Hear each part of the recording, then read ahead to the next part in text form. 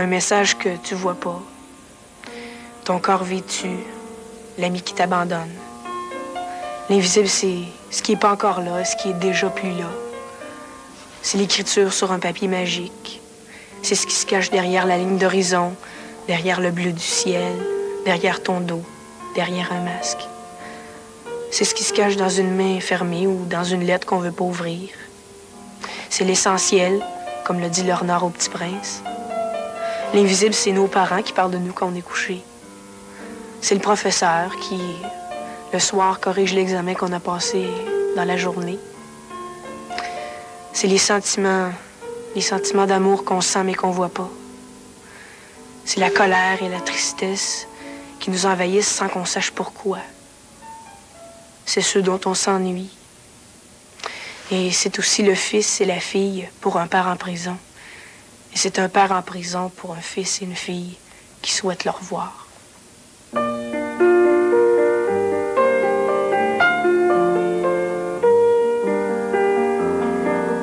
Mon père est présentement en prison depuis 6 mois pour une peine de fraude. Il lui reste encore 3 mois. Donc, il est invisible pour ma sœur et moi. Pour moi, mes enfants sont invisibles. Puis la première inquiétude que j'avais face à eux autres, c'était leur entourage, comment ils réagiraient face à mes enfants. Mais je suis aperçu qu'ils étaient assez forts pour le passer en travers. Deuxièmement, mais c'était d'être capable de leur dire c'était quoi ma sentence, je ne le savais même pas moi-même. Ils me posaient tout le temps la question quand je téléphonais. T'sais. Puis là, je pouvais pas leur répondre rien, je ne le savais pas moi-même. Ça, c'était dur aussi. Puis, à un moment donné, je me suis rendu compte que je me semblait que je leur avais jamais dit assez que je les aimais. Tu penses tout le temps à ces choses-là. Puis là, mais c'était ça qui me faisait mal. Je n'étais pas capable de dormir. Je vivais dans l'incertitude tout le temps. Toutes les fois que je les appelais, c'était... Que c'est la première fois? Je savais pas que t'étais pour avoir un sourire soit au bout de la ligne ou un bonjour papa. Je pensais à dire je veux plus te voir ou des choses comme ça. Même encore, des fois, ça revient, mais c'est beaucoup moins pire. Mes sentiments n'ont pas changé envers lui. Puis probablement que je vais l'aimer encore plus quand il va avoir changé. Je travaille beaucoup sur moi face aux enfants. J'ai eu une absence temporaire pour les fêtes, puis je n'aurais jamais cru être accueilli comme ça. Tu penses tout le temps aux méchants côtés que tu as fait. Les bons côtés, mais quand tu sors dehors, les autres te rappellent que tu n'étais pas si méchant que ça. Moi, ça n'a pas beaucoup changé ma vie quand mon père est allé en prison, parce que je crois que ça va le faire réfléchir pour sa pensée, pour comment il va penser. Il va être plus comme satisfait de lui. Salut Martin et Geneviève, je vous adore. Salut, papa. Allez, à la prochaine. Pour voir l'invisible, il suffit souvent de voir comment il agit sur les choses et sur les gens. Et la meilleure façon de le comprendre, je pense, c'est de regarder le vent. Bien sûr, le vent, on peut pas le voir, mais on peut l'entendre passer par une fenêtre mal fermée, le sentir sécher la sueur et remarquer sa présence sur des cheveux qui flottent, sur des plumes blanches qui se soulèvent, sur de l'herbe qui frémit un peu ou sur des arbres qui se penchent pour le laisser passer. Voir le vent, c'est le découvrir sur les gens et sur les choses qu'il fait vivre différemment ou qu'il parvient à changer. V'là le bon vent, v'là le joli vent, v'là le bon vent, mamie m'appelle. V'là le bon vent, v'là le joli vent, v'là le bon vent, mamie m'attend. Derrière chez nous y a un étang, derrière chez nous y a un étang, 3 beaux canards s'en vont baignant. V'là le beau vent, v'là le joli vent, v'là le bon vent, mamie m'appelle. V'là le bon vent, v'là le joli vent, v'là le bon vent, mamie m'attend. On dit qu'en observant d'où vient le vent, il est possible de prévoir la température qu'il va faire. C'est ainsi qu'un vent du sud annoncerait un temps chaud, qu'un vent d'ouest annoncerait le beau temps, qu'un vent d'est annoncerait du froid et qu'un vent du nord-est annoncerait du froid et de la neige. Certaines personnes croient aussi qu'il est possible de prévoir le comportement de quelqu'un ou de connaître son tempérament en regardant son aura, c'est-à-dire cette espèce de lumière qui entourerait les gens et qui ressemblerait à de l'évaporation.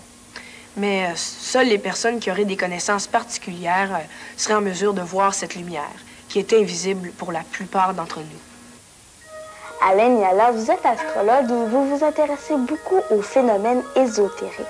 Est-ce que vous pourriez m'expliquer c'est quoi exactement une aura? Oui. Bon, les sciences ésotériques, c'est des sciences de l'invisible. Alors, une aura, c'est quelque chose qui n'est pas visible pour le commun des mortels. C'est pas quelque chose qui est ordinairement visible, mais c'est comme un halo d'énergie qui entoure un objet, que ce soit un atome, un être vivant, un arbre, un animal ou un être humain. C'est toute l'énergie qui est irradiée par cette personne-là. Est-ce que c'est vrai qu'on peut interpréter l'aura des gens à partir de la couleur? Il y a comme beaucoup de variations de choses à dire là-dessus. D'abord, l'aura, ça peut être une aura très, très proche du corps, une aura d'énergie qu'on appelle l'aura éthérique, qui est très, très proche du corps. Et c'est pas nuancé comme couleur, c'est plutôt une luminosité ou une force. Alors qu'il y a des couleurs qui vont être irradiées par l'aura, mais qui ne sont pas perçues tellement autrement que sous forme de sentiment. On va dire que la personne est sombre ce jour-là, ou on va dire qu'elle est comme rouge de colère, ou qu'on se sent troublé en sa présence. On est plus facilement sensible à l'aura au niveau des sentiments. Il y a des gens qui sont appelés des clairvoyants, qui sont capables de transformer ces sensations-là sur le plan visuel. Là, ils les perçoivent comme des couleurs. Et ils vont en tirer toutes sortes d'informations sur l'état de la personne, même au niveau de la santé, disons. Comment on peut se pratiquer à sentir l'aura des gens? En rejoignant les mains sans les toucher, très, très proches, on sent déjà une certaine forme de chaleur. Mais si on est plus attentif, on va voir que s'ajoute à cette sensation-là un sentiment comme celui de deux aimants qu'on approche et qui est plus sensible encore si on fait bouger les mains comme ça. On peut aussi regarder une personne sur un fond blanc, sur un mur blanc, par exemple, en se concentrant longtemps, sans cligner les yeux, vraiment en regardant longtemps la personne. On peut faire ça aussi avec une plante, soit sur un mur blanc, soit sur un fond de ciel bleu très clair. Et on va voir aussi, je dis ça, mais la nuit aussi, on peut percevoir l'aura des arbres, disons, comme une espèce de bleu très, très fin, qui n'est pas vraiment visible, là, qui est comme une luminosité électrique autour des arbres. Quand on me demande si je crois en Dieu, je réponds oui. Mais il y a des jours où je ne suis pas certaine qu'il existe. Je me mets à le prier pour lui demander d'arrêter d'être invisible. J'aimerais ça le sentir sur les choses et sur les êtres, comme le fait le vent sans qu'on puisse le voir. Oh, j'aimerais tellement ça être sûre qu'il existe. Bon, je me console en me disant qu'il m'a peut-être mise au monde pour que je le cherche. Pourtant, quand je l'appelle, il m'arrive de le sentir me frôler. Alors là, je me demande si c'est pour moi qu'il l'invente parce que je le cherche trop. Il me semble que s'il arrêtait d'être invisible, tout irait tellement mieux. Les gens arrêteraient de se poser des questions puis de courir après des plaisirs et des joies qui n'en sont pas. Oh, mais peut-être que Dieu imite ce qui nous entoure. Parce qu'il y a tellement plus de choses invisibles qu'il y en a de visibles. Moi, je dis que Dieu est invisible parce qu'il est dans notre esprit, dans nous. Parce que pour pouvoir être partout en même temps, puis parce que Dieu, c'est la lumière des cieux puis de la terre. Moi, je crois que Dieu est invisible parce qu'il ne voudrait pas nous imposer son image à lui. Il voudrait plutôt que ce soit nous qui l'imaginent comme qu'il serait, comme qu'on aimerait qu'il soit. Il est invisible parce que c'est un homme spirituel, pur, qui n'a pas de corps, que puis personne ne peut dire qu'il l'a vu encore. Il a peut-être créé le monde, mais on ne l'a pas encore vu, on n'a pas de preuve sûre qu'il existe.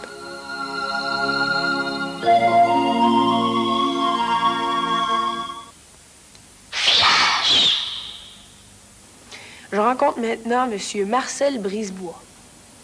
Animateur à la télévision depuis près de 30 ans, Marcel Brisebois est un spécialiste des questions religieuses et philosophiques. La philosophie est une science qui réfléchit sur le sens de la vie ainsi que sur les valeurs humaines. Depuis toujours attiré par les arts, il est également directeur du Musée d'art contemporain de Montréal. Bonjour. Bonjour. Ça va bien? Bien, toi? Oui. Avant de commencer, je veux juste vous dire, là, vous n'êtes pas obligé d'être aussi sérieux qu'à votre émission. Là, mais... Monsieur Marcel, qu'est-ce que vous pensez de l'invisible? Qu'est-ce que c'est pour vous? Est-ce que c'est quelque chose d'imaginaire ou c'est quelque chose qui existe mais qu'on ne peut pas voir? Moi, je pense que c'est pas imaginaire. Je pense que c'est réel. Par exemple, tu sais très bien que les animaux, souvent, voient des choses que nous ne voyons pas. Alors, l'invisible, c'est évidemment ce que mes sens ne peuvent pas atteindre, mais c'est possible que ça existe. Pourquoi Dieu est invisible? Parce que, précisément, Dieu, c'est quelque chose qui est en dehors de nos sens. C'est pas simplement une raison, c'est pas une équation mathématique, mais... Par magie, c'est à la télévision. Et c'est pour cette raison qu'on a demandé à notre réalisatrice de nous faire disparaître. Réalisatrice, es-tu prête?